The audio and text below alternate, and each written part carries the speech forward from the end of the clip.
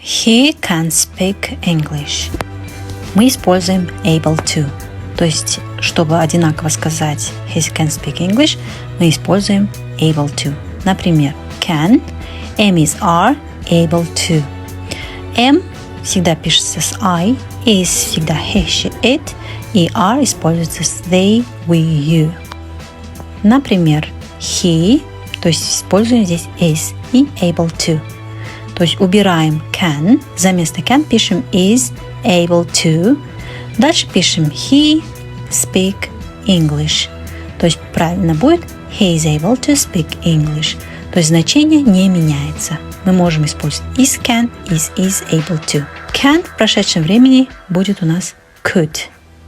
То есть could пишется, используется в прошедшем времени с was и were. Также able to. Например, was I, he, she, it, were they, we, you. They could finish their homework. Здесь у нас they, поэтому мы используем were able to. Убираем could, за место нее пишем were able to. Дальше у нас идет they finish their homework. They were able to finish their homework. То есть значение у нас не меняется. Просто меняется с could на were able to.